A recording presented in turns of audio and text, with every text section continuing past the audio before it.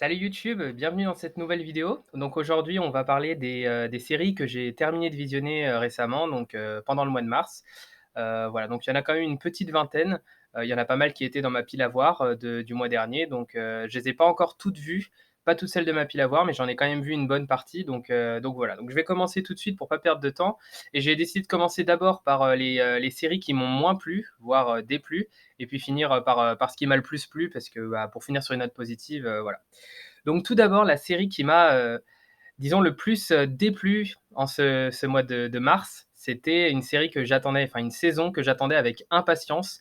J'étais vraiment, super hype par la nouvelle saison et j'ai été vraiment très déçu. C'est Love Alarm, la saison 2 de Love Alarm qui est sortie courant mars et franchement, bah, j'ai pas aimé du tout, alors que j'avais vraiment adoré la saison 1, j'avais beaucoup aimé, j'attendais avec tellement d'impatience la saison 2. Peut-être que je m'attendais à quelque chose de trop bien, mais honnêtement, la saison 2 m'a beaucoup déçu. J'ai trouvé que l'intrigue était vraiment pas intéressante, voire, même, en fait, elle était super secondaire. On la survolait juste l'intrigue. C'est comme s'il y avait pas d'intrigue, en fait, dans cette saison 2.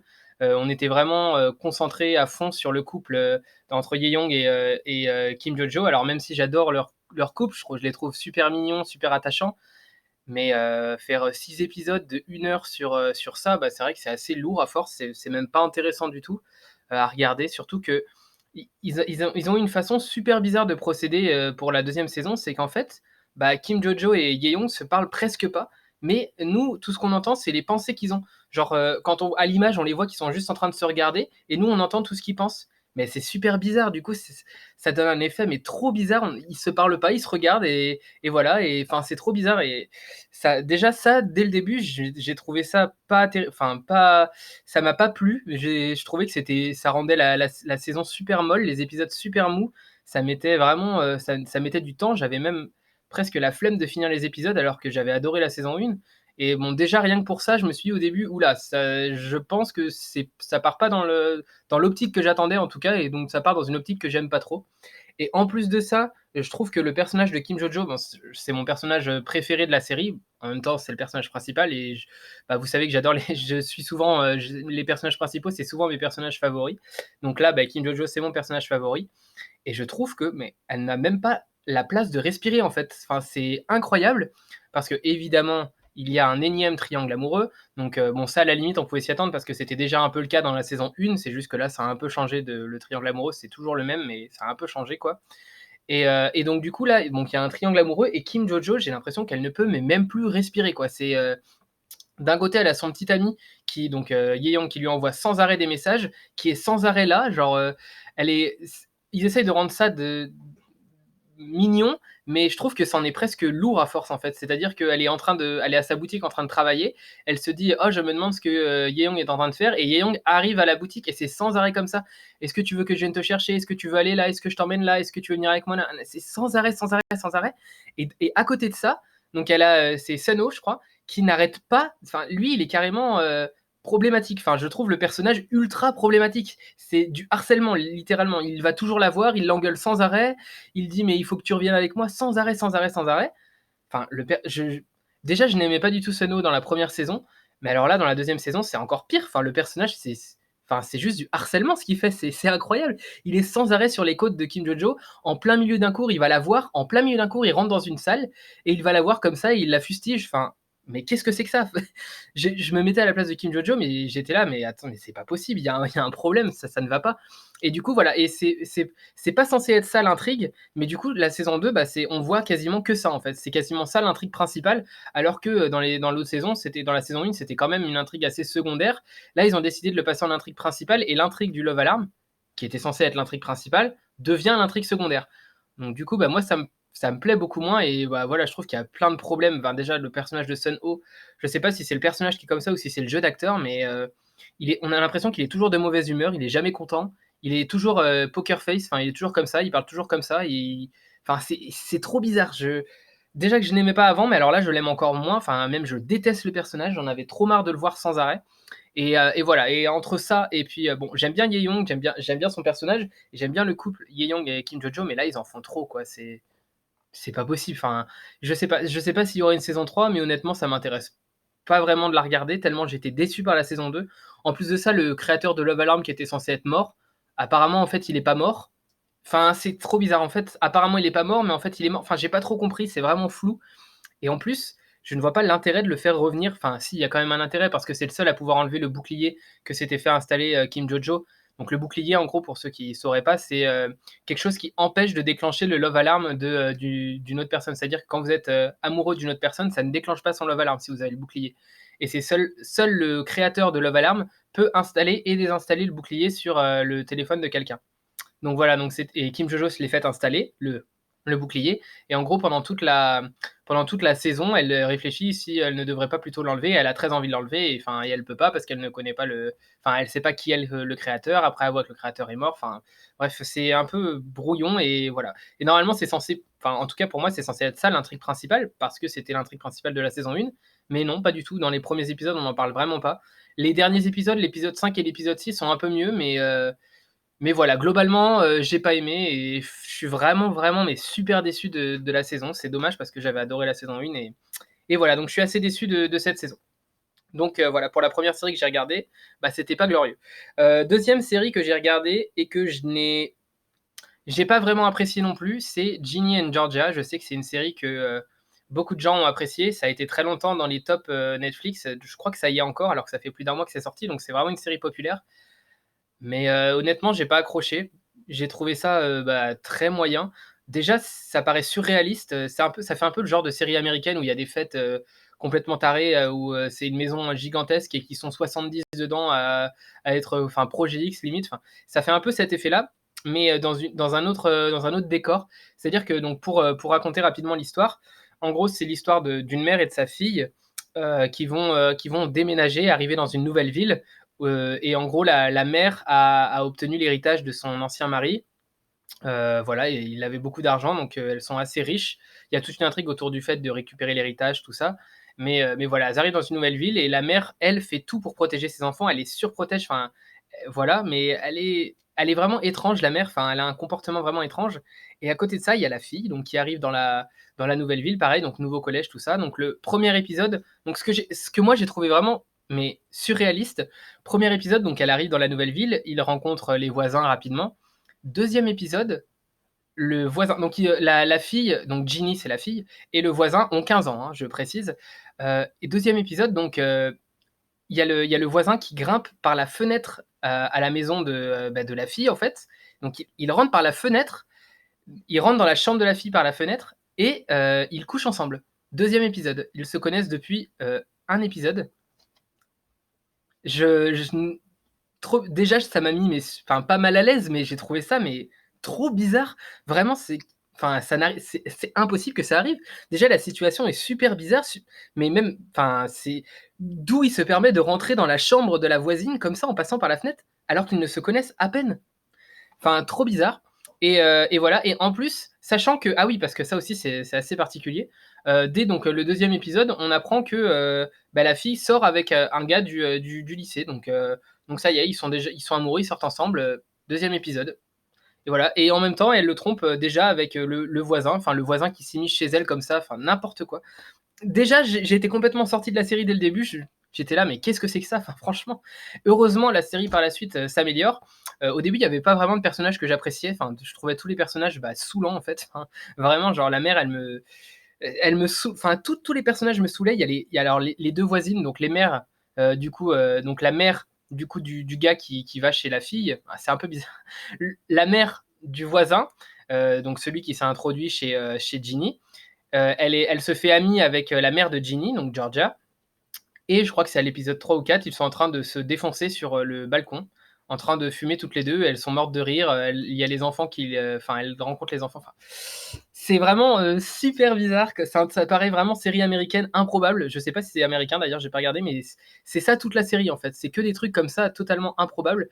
Et du coup, ça fait que moi au début, il y avait aucun personnage que j'appréciais. Enfin, j'ai trouvé tous trop bizarres les personnages. Et après, au fil de la série, j'ai commencé à quand même apprécier la mère parce que c'est vrai que la mère, on voit qu'elle est quand même très dévouée pour ses enfants, et même si elle fait des choses bah, plus que discutables, hein, mais enfin, vous verrez si vous regardez la série, elle fait vraiment des choses très très discutables.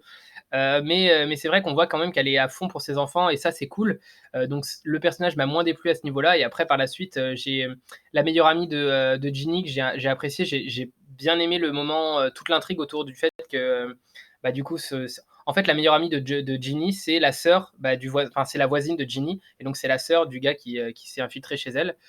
Et donc du coup, voilà et elle apprend tout ça, elle apprend qu'ils ont couché ensemble et forcément, bah, ça lui fait pas plaisir et du coup, l'amitié se déchire et c'est un peu une intrigue et j'ai bien aimé ce moment de l'intrigue, mais malheureusement, ça arrive assez tard, ça arrive vers, l'épisode, 5 ou 6 je crois sur 10 donc c'est assez tard quand même. Cette intrigue, j'ai bien aimé. Après, c'est pareil, il y a toute une intrigue autour, du fait d'apprendre, ce qu'a vraiment fait Georgia pour en arriver là et bon, c'est là qu'on se rend compte qu'elle est pas non plus, blanche comme neige et cette intrigue, j'ai bien aimé quand même. J'ai trouvé que c'était mieux. La fin de la série, je l'ai trouvé mieux que le début parce que le début était vraiment, enfin à dormir debout quoi. C'était, totalement improbable. Ça commençait vraiment d'une manière, totalement improbable que j'ai pas du tout apprécié, mais par la suite ça s'est quand même amélioré donc voilà, c'est pas une série que j'ai appréciée, c'est quand même une série que, bah, comparée à la critique, enfin, pas forcément à la critique, mais comparée, à la popularité, on va dire, de la série, bah, je suis un peu à contre-courant, quoi. J'ai vraiment pas trop apprécié, à part la fin, quoi, mais voilà. Bon, ensuite on avance parce que là, je vois qu'on est déjà à 11 minutes de vidéo et j'ai présenté que 2 séries, donc j'en ai 20, donc on va essayer d'avancer un peu plus vite. Donc une autre série qui m'a, disons pas déplu, mais que je n'ai pas non plus apprécié, de malade, c'est, Mon amie Adèle. Donc c'est une mini-série Netflix. Alors pourtant j'ai jamais été déçu par une mini-série Netflix. D'ailleurs, j'ai préparé une vidéo, qui devrait arriver bientôt sur, des mini-séries, Netflix parce que je trouve qu'ils sont vraiment très, très qualitatives et donc là, Mon amie Adèle était une mini-série Netflix et donc je me suis dit que ça allait me plaire, mini-série en plus psychologique, donc je me suis dit que c'était pas mal et honnêtement, les premiers épisodes, j'ai eu pareil beaucoup de mal à rentrer dans la série. Je voyais pas du tout où la série voulait en venir mais en fait, tout est présenté pour préparer au plot twist, des derniers épisodes et honnêtement, je pense que c'est vraiment difficile enfin, c'est à moins de s'être fait spoil, je pense que c'est très, très difficile de se préparer au plot twist qui va arriver parce qu'il est vraiment incroyable. Genre, je m'y attendais mais tellement pas, ça m'a tellement pris par surprise que du coup, ça a rehaussé mon estime de la série. C'est-à-dire qu'au début, j'avais un peu de mal, je trouvais que c'était une série très, très moyenne. Par la suite, j'ai trouvé quand même qu'elle était pas trop mal. Enfin, c'était avec le plot twist, ça rend la série quand même pas mal. On voit un peu, où ils veulent en venir et ça rend vraiment les choses meilleures. Heureusement qu'il y a ça d'ailleurs parce que sinon, j'aurais trouvé la série moyenne, mais ça va, la série m'a quand même assez plu. C'est assez sympathique. C'est un peu entre SF et fantastique, c'est un peu bizarre. Enfin, je vous conseille de la regarder, franchement, ça se regarde assez facilement. Il y a 6 épisodes, je crois, donc ça va assez vite. 6 ou 8, je crois que c'est 6, donc ça va quand même assez vite, mais voilà, c'est pas mal. On va dire que c'est pas, une série qui va me marquer à vie, mais honnêtement, c'est le plot twist est vraiment pas mal à la fin et les personnages sont, en fait, on sait jamais trop quoi penser des personnages. C'est ça qui est assez intéressant, je trouve, dans la série, donc voilà, donc j'ai quand même pas mal apprécié Mon ami Adèle.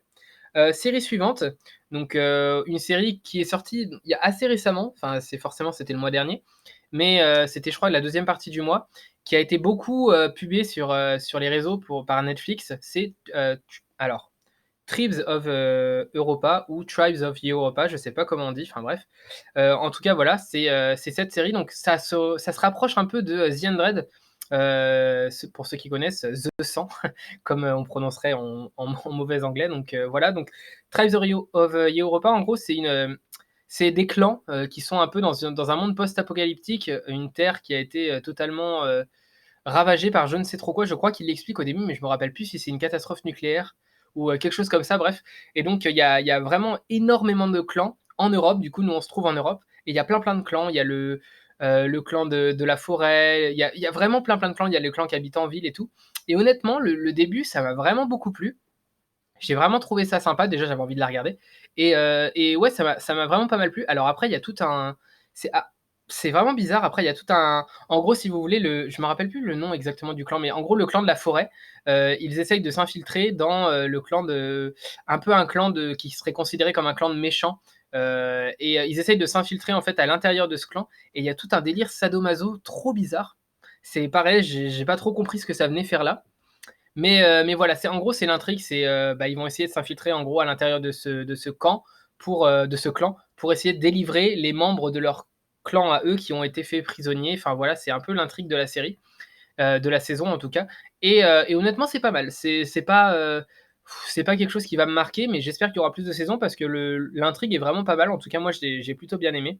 Donc voilà, donc c'était, Tribes of Europa et franchement, je vous la recommande. Alors c'est peut-être pas aussi bien que ce que pourra en dire Netflix, mais en même temps, c'est normal. Ils essayent de publier au mieux leurs séries. Je m'attendais quand même à mieux, mais j'en suis pas non plus, vraiment déçu. Je préfère, The Hundred à comparer. C'est vrai, c'est assez proche quand même, hein, monde post-apocalyptique, pardon, et où il y a des clans qui vivent bah, tous les uns contre les autres. C'est un peu la loi du plus fort, la loi de la jungle. Voilà, ça se rapproche un peu de The Hundred à ce niveau-là, mais voilà, ça a aussi son petit charme et honnêtement, ça m'a pas déplu. Série suivante que j'ai regardée, la première partie de la saison 3 de Attack on Titans. Donc, c'est un animé extrêmement populaire, notamment disponible en totalité, enfin en intégralité sur Wakanim. Je n'ai pas d'abonnement Wakanim, donc bah, je n'ai vu que la première partie de la saison 3, puisque c'est tout ce qui est disponible sur Netflix actuellement.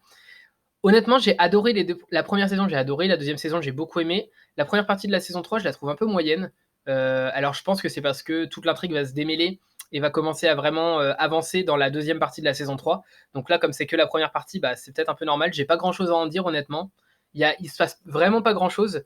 Ils essayent juste de comprendre un peu d'où viennent tous ces titans, comment ils fonctionnent. Voilà, il y a un titan colossal qui arrive en rampant sur le sol et qui va on va dire, essayer de casser les barrages de la ville. Voilà, il se passe pas grand chose honnêtement. Ah si, il y a toute l'histoire autour d'Historia. Voilà, c'est pas, pour l'instant, on n'apprend pas grand chose, mais, mais voilà, je l'ai pas trouvé exceptionnel cette première partie. Comparé à la saison 1 et la saison 2, voilà, je suis un peu plus déçu de la première partie, mais je pense que c'est, en tout cas j'espère, que c'est que parce que c'est la première partie, donc voilà, impatient du coup de savoir la suite.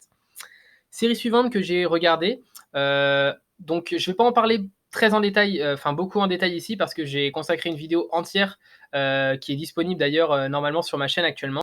C'est, Homeland, voilà, donc j'ai terminé très récemment les 8 saisons, donc je pense pas qu'il y aura de saison 9 et voilà, j'ai beaucoup aimé, donc je vais faire un clap de cœur. Donc clap de cœur, c'est, enfin, vous avez déjà vu l'épisode normalement, précédent sur ma chaîne, sur Homeland. Donc voilà, donc j'ai déjà tout expliqué ce que j'en pensais, donc je vais pas aller plus loin parce que la vidéo dure déjà 17 minutes, donc voilà, j'ai d'autres séries à présenter, donc je vais pas m'attarder sur celle-ci. Autre série pardon que j'ai regardée et dont je vais faire aussi un clap de cœur dessus, c'est Hilda. Voilà, j'ai terminé la série Hilda, donc pour l'instant il n'y a que 2 saisons et je compte faire un clap de cœur dessus parce que j'ai vraiment adoré. Je trouve que c'est une série animation jeunesse qui est vraiment super sur Netflix. Je la recommande vraiment à tout le monde et voilà, donc il devrait y avoir un épisode, enfin une série, pardon, une vidéo en tout cas spéciale sur cette série. Donc voilà, je vais pas en parler plus ici. Autre série que j'ai vue durant ce mois de mars, c'est Le Temps des Samouraïs. Donc Le Temps des Samouraïs, c'est un genre de série que j'adore. C'est une docu-série. Je pense que c'est un de mes genres favoris de séries. Voilà, les docu-séries, en gros, c'est une série. Enfin, c'est un genre de documentaire, mais il y a beaucoup de scènes jouées avec des acteurs, quoi. En gros, qui pour illustrer les propos, il y a beaucoup de scènes jouées par les acteurs. Et donc là, c'est une voix off qui va raconter l'histoire des samouraïs au Japon. Je crois que c'est, je sais plus dans lesquelles années, je sais plus vers quelles années. Il me semble que c'est les années 1400, mais je dis certainement une connerie parce que je suis pas sûr et j'ai pas revérifié avant de faire la vidéo. Super. Mais, mais voilà, honnêtement, c'est une série que je pensais que j'allais adorer et j'ai moins aimé que les autres docu-séries Netflix. Bah pareil, il y aura une vidéo sur les docu-séries Netflix à regarder parce que je trouve que c'est vraiment hyper qualitatif à chaque fois. Sauf là, j'étais un peu plus déçu. Elle est quand même bien, je l'ai quand même regardée jusqu'à la fin, elle est quand même vraiment bien, mais c'est un peu moins bien que d'autres enfin d'autres docu-séries sur Netflix que j'ai pu voir comme Roman Empire, les derniers tsars, l'essor de l'Empire ottoman. Enfin voilà, c'est exactement le même genre, mais c'est un peu moins bien. Je trouve que le suspense est un peu moins bien tenu, mais c'est super intéressant. Bah, si vous êtes fan de samouraï, tout ça, de cette époque du Japon, vous allez forcément aimer. On apprend vraiment des tas de choses, ça c'est vraiment super. Mais c'est vrai que j'ai trouvé que c'était un peu moins bien que les précédentes, peut-être dû au fait que ce soit une voix off qui présente et non des intervenants. Quoi qu'il y a des intervenants aussi, mais oui, c'est vrai qu'il y a quand même des intervenants aussi, donc non, c'est pas ça, mais je sais pas. J'ai moins aimé en tout cas. Mais voilà, c'était quand même intéressant et je la recommande quand même pour tous ceux qui aiment ce genre de série et puis qui sont fans du Japon ou des temps des samouraïs. Voilà. Série suivante que j'ai regardée, donc pareil, bah, alors c'est une docu-série Netflix, mais de sport. J'avais déjà vu les 2 premières saisons et j'avais adoré. C'est Formula One, Drive to Survive, donc pilote de leur destin. C'est vraiment une docu-série Netflix sur le sport, bah, sur la Formule 1 évidemment, que j'adore. Je la trouve, Je la trouve géniale. Pourtant, je suis pas du tout la F1. Vraiment, je n'aime pas particulièrement les sports mécaniques, mais c'est juste trop bien, enfin, c'est juste trop, trop bien, quoi. On a tellement envie de savoir la suite, il y a tellement de suspense, c'est tellement intéressant les rivalités entre les écuries, entre les pilotes au sein même des écuries, de savoir qui va gagner parce que moi je suis pas du tout, donc je sais même pas, enfin si, je sais quand même que c'est, Hamilton qui est souvent, enfin c'est le il je crois qu'il est 7 fois champion du monde, donc oui, ça je sais. Mais, à part ça, je regarde pas, je veux dire, les résultats de chaque Grand Prix, je regarde juste, globalement, les résultats des écuries, des pilotes. Mais je suis pas avec vraiment, assiduité tous les grands prix, donc je sais pas trop ce qu'il en est. Et à chaque fois, franchement, j'adore tous les ans quand je regarde cette saison, j'adore. Donc là, c'est la saison 3 et je l'ai aimé peut-être un petit peu moins que les 2 premières saisons, mais j'ai quand même beaucoup aimé. Voilà, il y a des épisodes qui sont quand même, enfin, la saison de F1 était quand même particulièrement impactée par le coronavirus, donc il y a eu moins de grands prix, donc je trouve que ça en pâtit un peu pour la série Netflix, mais en même temps, c'est normal. Donc j'ai trouvé un petit peu moins bien à ce niveau-là que j'ai pu trouver les 2 autres premières saisons, mais c'est quand même super à regarder, ça se regarde, mais alors, mais tellement vite, enfin, vous avez tout le temps envie de regarder l'épisode suivant, c'est limite si vous ne la binge-watchez pas en une soirée tellement c'est bien, quoi. Et voilà, je la recommande à tout le monde, même si vous n'êtes pas passionné de sport mécanique. Bon, si vous détestez les sports mécaniques, évidemment, vous n'allez pas aimer. Mais si vous n'êtes pas plus passionné que ça, bah, je pense que vous allez quand même apprécier parce qu'elle est vraiment super bien réalisée. Voilà, donc série suivante, également une docu-série. C'est un peu différent, mais c'est aussi du sport. C'est Last Chance U Basketball. Donc c'est la partie, c'est pas vraiment une saison 2. En fait, il y a déjà une première partie sur le football américain, sur une, ouais, voilà. Et en gros, ce qui se passe, enfin, ce que ça campe, c'est, on suit en fait une équipe de basket, américain, donc qui va participer au championnat universitaire. Donc c'est pas la NBA, c'est pas la D1, enfin c'est juste en dessous de la NBA, donc je crois que c'est la G League. C'est un peu plus bas, c'est le championnat universitaire, quoi. Et c'est franchement, c'est super bien. On suit une équipe en fait, ah mince, j'ai oublié le nom de c'est les Huskies? Non, c'est pas les Huskies. Je crois que c'est les Huskies, mais je suis pas sûr. Et du coup, en fait, c'est une équipe, avec un coach très, très, très, emblématique. C'est le coach est, coachait avant en D1, donc il est quand même assez, expérimenté sur le basketball et c'est vraiment un très bon coach. Mais il est vraiment très, très, très vif, c'est-à-dire qu'il va s'énerver très fort, enfin, mais il est vraiment génial. Il veut vraiment, bah, le meilleur pour ses joueurs. Il veut forcément que ses joueurs obtiennent une bourse pour pouvoir aller étudier et en même temps pratiquer le basket. Donc il va vraiment tout faire pour qu'ils réussissent. Et en même temps, les joueurs qui sont dans cette équipe, bah, c'est souvent des joueurs qui n'ont pas eu des parcours faciles dans la vie. Il y en a qui ont perdu leurs parents. Il y en a qui n'ont pas été acceptés dans les écoles à cause de leurs résultats. Il y en a qui ont eu des mauvaises fréquentations et qui essayent tous de se remettre dans le droit chemin à travers le basket. Et le coach va essayer de les pousser à toujours rester dans le droit chemin. Et franchement, c'est super. Il y a des moments hyper émouvants. C'est motivant, c'est émouvant. Franchement, c'est une super série. Je la recommande à 100%. Et d'ailleurs, je pense que je vais regarder la partie sur le football américain, même si j'y connais absolument rien au football américain. Je pense que je vais quand même apprécier si c'est dans la même trempe que la série sur le basket, parce que franchement, j'ai vraiment énormément apprécié. Je l'ai trouvé super réussi, la série. Et, euh, et je l'ai vraiment regardé très vite parce que je l'ai adoré. J'ai mis du temps avant de commencer à la regarder, mais quand j'ai commencé, bah, je pouvais plus m'arrêter, quoi. J'ai adoré tout simplement. C'était super. Donc voilà. Série suivante que j'ai regardée, une série que j'attendais avec vraiment beaucoup d'impatience aussi, c'est Dota Dragon's Blood, donc la série tirée de l'univers du jeu vidéo Dota 2. Donc c'est un MOBA, voilà. Et honnêtement, j'avais très envie de découvrir ce que ça allait donner, et j'ai beaucoup aimé donc c'est une série animée, hein. Donc c'est, ouais, c'est une série animée, et j'ai vraiment beaucoup apprécié la série animée. Je trouve l'intrigue super intéressante autour des dragons, comme le nom peut l'évoquer. Le personnage principal, donc on va apprendre par la suite, c'est pas un spoil, hein, mais on va apprendre que c'est à moitié un dragon, enfin qui peut se transformer en dragon. Il va essayer de comprendre d'où ça vient, pourquoi, comment, il va essayer en fait, lui, il avait pour but de vaincre les dragons avant. Il va toujours continuer à avoir ce but, mais ça va un peu changer la donne, le fait qu'il soit lui-même un dragon. Il va essayer d'apprendre plus de choses enfin voilà, c'est vraiment une super série. Honnêtement, c'est à la hauteur de mes attentes. Le seul point négatif, je dirais, c'est que je ne joue pas à Dota 2 et je trouve qu'il y a quand même on a quand même des difficultés à suivre la série. J'ai pu voir que c'était aussi l'avis de pas mal de personnes qui ne sont pas dans l'univers de Dota. C'est-à-dire que tout n'est pas très très bien expliqué. On comprend pas tous les tenants et aboutissants. On ne sait pas trop la princesse. Bon, il y a une princesse, c'est la princesse de rien. On ne sait pas trop pourquoi c'est la princesse de rien. Ils essaient de l'expliquer, mais c'est très vague. C'est vrai que j'aurais aimé à la limite peut-être 2 épisodes de plus, et qu'on ait plus de détails sur, le vrai background de l'histoire parce que c'est difficile de rentrer dedans. Alors il y a beaucoup, beaucoup de pistes qui sont lancées pour les saisons suivantes et en ça c'est super. Mais c'est vrai que du coup, il y a pas mal d'intrigues qui sont, très vite traitées et vite laissées de côté aussi. Et ça, c'est un peu plus dommage, je trouve, parce que, bah, on a du mal à tout bien comprendre. C'est vrai que c'est un peu difficile à suivre par moment. Voilà, c'est le seul point négatif à la série, mais que j'ai beaucoup aimé, et c'est sûr et certain que je regarderai les saisons suivantes parce que j'ai aimé tout simplement. Voilà. Série suivante que, j'ai regardée, alors c'est pas une série, donc j'en ai terminé avec les séries, j'ai listé toutes les séries que j'avais regardées. Donc maintenant on va passer aux films et documentaires que j'ai vus, bah, durant ce mois de mars. Donc premier film que j'ai vu, c'est Moxie. Moxie, c'est un film super sympa, très léger, pas prise de tête, qui est, alors il me semble, adapté d'un livre. Oui, il me semble que c'est ça, c'est adapté d'un livre et en gros, ça parle d'une jeune fille qui va essayer bah, de renverser le patriarcat. Donc sujet assez d'actualité, en ce moment, notamment, bah, avec ce qu'on voit sur Twitter. Et donc franchement, c'est assez amusant, c'est léger, en même temps ça touche à comment dire? Ça touche à des sujets qui sont vraiment d'actualité et qui sont vraiment importants, et c'est assez des sujets assez sensibles quand même dans le débat public, mais qui sont vraiment super importants, et je trouve que ça les ça les aborde d'une manière assez légère et en même temps intéressante, et ça, j'ai beaucoup apprécié.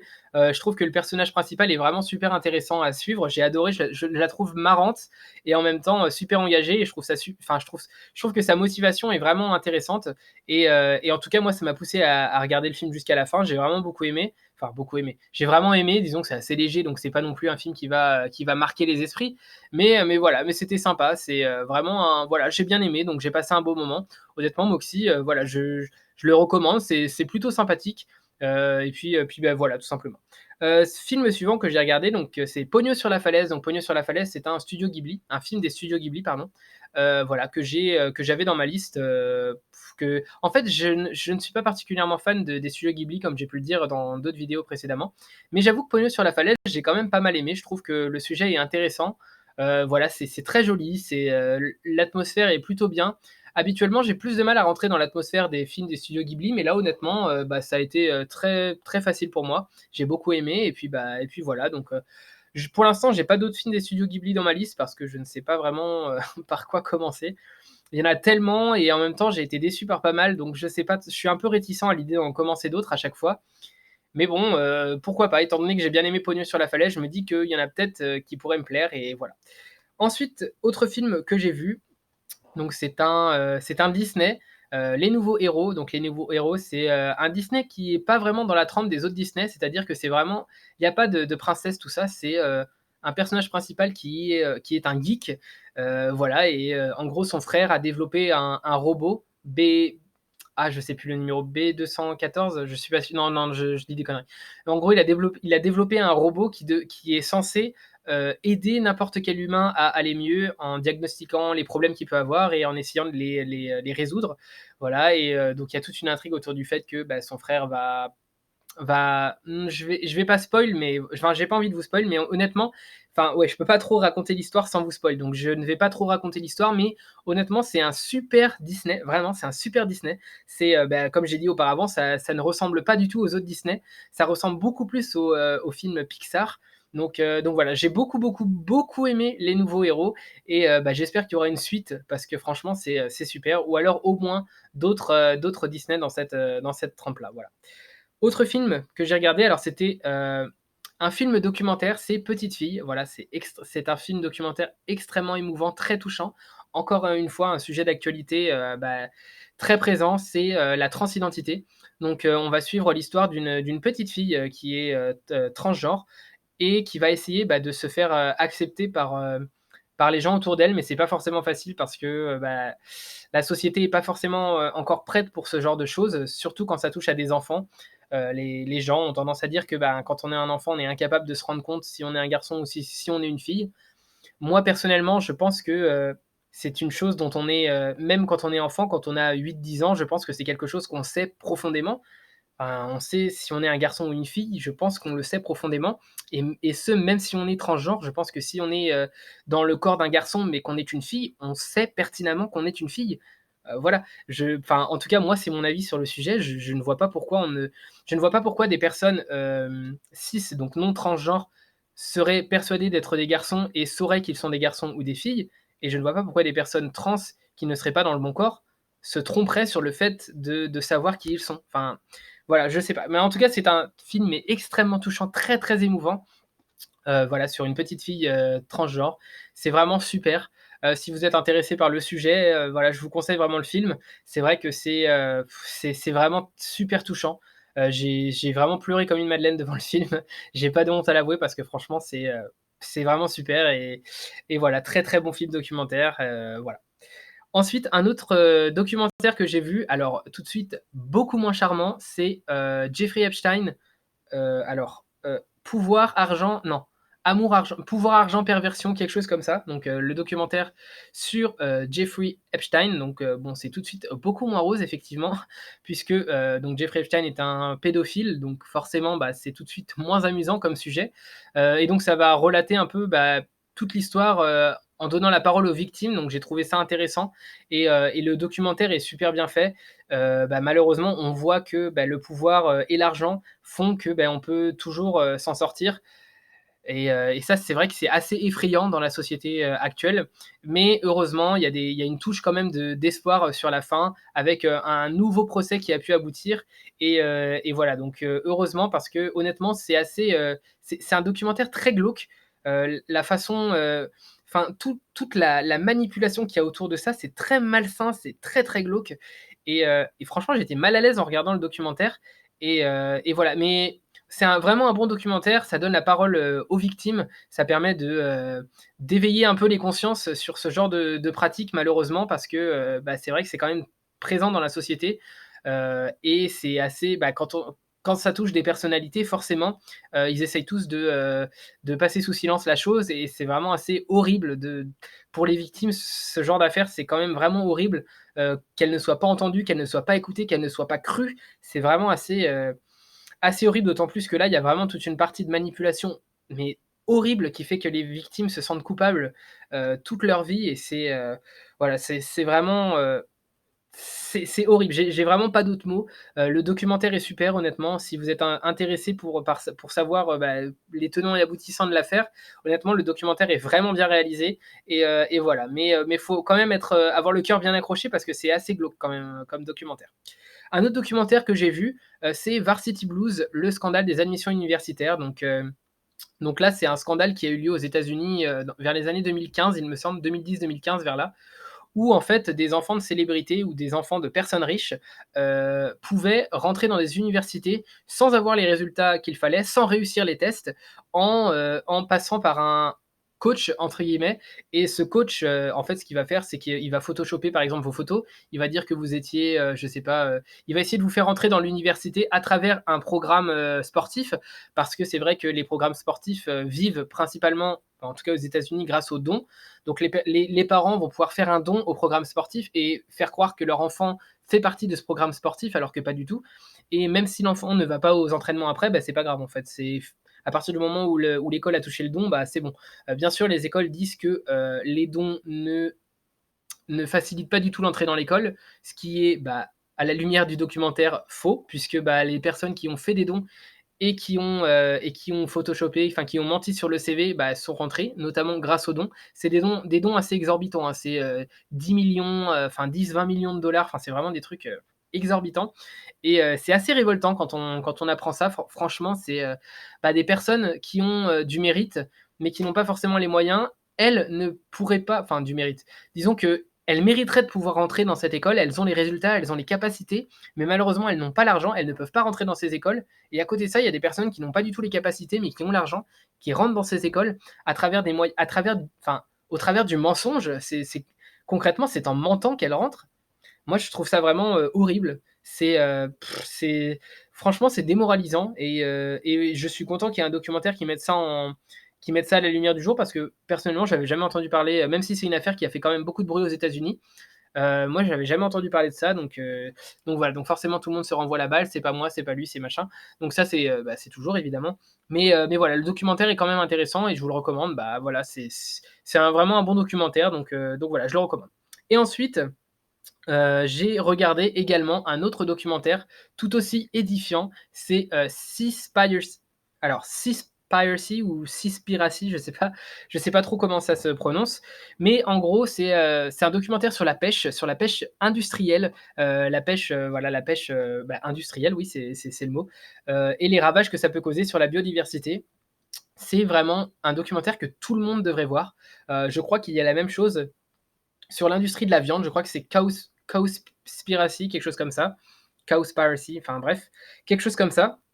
Et c'est un documentaire d'utilité publique. Tout le monde devrait le voir. C'est vraiment, choquant. Enfin, il y a des choses que je n'imaginais pas du tout. Par exemple, je n'imaginais pas du tout que, les petits symboles qu'on a sur nos produits, de poissons, par exemple, je sais pas, quand on achète, bah, du saumon fumé, par exemple, il y a un petit logo ASC ou MSC, je sais plus, qui certifie que, le poisson, il est issu de la pêche durable. Bah, en fait, c'est des conneries tout ça. Enfin, la pêche durable, en fait, c'est tout simplement de l'élevage et dans ces élevages-là, notamment les élevages de saumon, pour ne citer que cet exemple, eh bien, il y a à peu près 50% des saumons qui meurent de maladies ou qui meurent des mauvaises conditions d'élevage. Voilà, il y a 50%, la moitié des saumons meurent dans ces élevages et on appelle ça de la pêche durable sous prétexte que ça ne nuit pas à, enfin, ça n'entraîne pas l'extinction des saumons, mais ça les fait vivre dans des conditions absolument effrayantes. Enfin, ils sont dans des gros cercles d'eau et avec des filets, donc ils peuvent pas s'en échapper. Et ils sont des milliers, des milliers, des milliers à tourner en rond là-dedans. Et il y en a, là, ils sont dans leurs propres excréments. C'est vraiment assez horrible. Et voilà, donc il y en a la moitié qui meurt. Et enfin, c'est quelque chose que je n'imaginais pas du tout. En plus de ça, on apprend que une des entreprises qui donne des labels pour la pêche, notamment de la pêche qui serait safe, enfin qui serait ou les une pêche, on va dire, qui, oula, je bug, mais je sais pas comment formuler ma phrase. Disons une pêche qui ne nuirait pas à la vie des dauphins, parce qu'en fait, dans la pêche industrielle, il y a beaucoup, beaucoup, beaucoup, beaucoup de dauphins qui se font prendre dans les filets. En fait, ils sont un peu les victimes collatérales de la pêche, c'est-à-dire que, bah, ils se font prendre dans les filets, ils se font remonter et enfin, entre le temps où ils se font pêcher et remettre à l'eau, bah, la plupart sont déjà morts, en fait. Et c'est pareil pour les baleines, c'est un peu pareil malheureusement, en plus des déchets plastiques qu'elles avalent, bref. Et du coup, une des entreprises qui va donner un label comme quoi ce poisson aurait été pêché dans le respect de la vie des dauphins, bah, en fait, c'est une entreprise qui elle-même bah, vit de cette industrie. Donc, elle donne des labels qui certifient de la bonne vie des dauphins lors de enfin, de la sécurité des dauphins lors de la pêche, mais en même temps, cette entreprise vit et gagne de l'argent grâce à la pêche intensive. Donc il y a quand même un conflit d'intérêts assez, bah, assez visible, mais voilà, enfin, c'est comme ça, c'est assez révoltant aussi à ce niveau-là. Et bah, pour donner un exemple rapidement, euh, on a tous vu en 2010, enfin dans les années 2010, la fuite de pétrole dans le golfe du Mexique. Voilà, c'était une vraie marée noire. Il y a eu une fuite de pétrole d'une plateforme d'hydrocarbures. Ça a conduit à une énorme. Enfin, la mer était totalement noire. Et du coup, pour éviter les risques d'intoxication, la pêche a été interdite dans toute cette zone. Et voilà, donc on parlait de désastre écologique pour la biodiversité, pour les poissons, on parlait de désastre écologique, je m'en souviens très bien, il y a eu beaucoup d'articles sur ça. Suite à cette fuite, on disait vraiment que c'était une catastrophe pour la biodiversité. Et bien en fait, non. Il s'avère que durant ces 3 mois de marée noire, 3 mois durant lesquels la pêche intensive a été interdite dans la zone pour des risques bah, d'intoxication, comme je l'ai cité, et bien durant ces 3 mois, il y a eu beaucoup, mais alors, mais beaucoup, beaucoup moins de poissons qui sont morts en fait, ça a même permis aux poissons, enfin aux différentes espèces de poissons de se renouveler et de grossir. C'est-à-dire que les espèces ont vraiment pris de l'ampleur. Il y a eu un regain de biodiversité dans la zone, alors qu'il y a eu une marée noire, parce qu'en fait, ils donnent des chiffres pour comparer. Un jour de pêche intensive tue plus de poissons que 3 mois de marée noire. C'est quand même assez incroyable. Enfin, on parlait de drame pour la biodiversité, ces 3 mois de marée noire, alors qu'en fait, ces 3 mois de marée noire correspondent à un jour de pêche intensive en termes de mort de poissons. C'est quand même assez édifiant, je trouve. Et donc voilà. Et donc c'est aussi en ça que je trouve bah, que Seaspiracy est vraiment un documentaire à voir. Voilà, on apprend des tas de choses assez révoltantes sur l'industrie de la pêche intensive. Et voilà, et je trouve ça vraiment d'utilité publique, honnêtement, voilà. Donc c'est vraiment un documentaire que j'ai adoré regarder, que, bah, je recommande à tout le monde. Il y a des images un peu gore, surtout les images de la fin sont très, très gore, donc voilà, c'est quand même, faut quand même si vous êtes, sensible au sang, tout ça, faut quand même faire attention parce que les images sont vraiment, vraiment, assez dures à visionner. Mais voilà. Donc c'était tout pour les films et séries que j'ai pu reg ah non, j'ai regardé aussi alors attendez, j'ai oublié un animé que j'ai regardé, en plus un animé que j'ai beaucoup apprécié, c'est, SAO Gun Gale Online. Donc disons c'est sur l'univers de SAO, mais c'est pas du tout le même jeu que SAO. C'est en gros, ils introduisent l'animé en disant que, l'entreprise qui a créé SAO a décidé de créer un autre jeu, donc Gun Gale Online, et c'est exactement du même genre que SAO. Donc, il y a des personnages dans la vraie vie qui vont se téléporter dans l'univers de SAO à travers un casque ou à travers des neurotransmetteurs, enfin des choses comme ça. Et voilà, et c'est honnêtement un super animé que j'ai beaucoup apprécié. Bah, j'avais beaucoup aimé SAO. La première saison, la suite, je n'ai pas du tout aimé, mais le premier arc de SAO, j'ai beaucoup aimé. Et c'est vraiment dans le même univers, c'est vraiment le même genre d'animé que la première partie de SAO, le premier arc de SAO. Donc, bah, franchement, je le recommande à n'importe qui. La seule différence, c'est que ce ne sont pas des samouraïs qui s'entraînent, enfin qui se battent à l'épée contre des mobs. C'est plus du PVP, c'est-à-dire des joueurs qui ont des armes, qui vont pouvoir acheter des armes et de l'équipement pour combattre ben, d'autres joueurs, pour participer à des tournois. Et voilà, et on suit en fait l'histoire bah, d'une jeune fille qui, dans la vraie vie, est très très grande et est complexée par sa taille, et va décider dans le jeu de créer un personnage tout petit. Et voilà, et franchement, c'est super génial. Les personnages sont très attachants. J'adore le personnage principal de la petite fille tout en rose. Il est vraiment super attachant et en même temps, bon, c'est vrai qu'il y a des facilités scénaristiques, ça c'est inévitable. Il y a beaucoup de scènes où elle devrait mourir 3-4 fois dans le jeu, mais en fait, elle s'en sort à chaque fois par l'opération du Saint-Esprit. Bon, ça, c'est vrai que c'est un peu tiré par les cheveux, mais c'est en même temps normal. Si c'était pas le cas, bah, l'animé n'existerait tout simplement pas, enfin, ce serait pas possible. Donc voilà, donc c'est vraiment très très bien. C'est vraiment un animé que j'ai beaucoup apprécié et que je vous recommande. Voilà, donc bon, 40 minutes de vidéo, j'ai conscience et je m'en excuse que la vidéo est vraiment extrêmement longue, mais j'avais beaucoup, beaucoup de séries à présenter. J'en aurai normalement moins pour le mois prochain parce qu'il y a moins de séries bah, que j'attends, tout simplement. Et donc voilà, donc j'espère que ça vous aura quand même plu. N'hésitez pas à me partager les séries, les films que vous avez pu voir et que vous me recommanderiez à regarder. Voilà, j'aime toujours avoir des nouvelles recommandations, donc n'hésitez surtout pas. Si vous avez un avis différent du mien ou bah, le même avis que moi à propos d'une série ou d'un film que j'ai pu voir, bah, n'hésitez pas à partager votre avis dans les commentaires. C'est fait pour ça, pour le débat. Donc voilà. Moi, je vous dis à une prochaine vidéo. J'espère bah, que ça vous aura pas trop déplu, le fait que la vidéo dure quand même presque 45 minutes. Mais voilà. Je vous souhaite une très bonne journée et puis bah, à plus. Salut.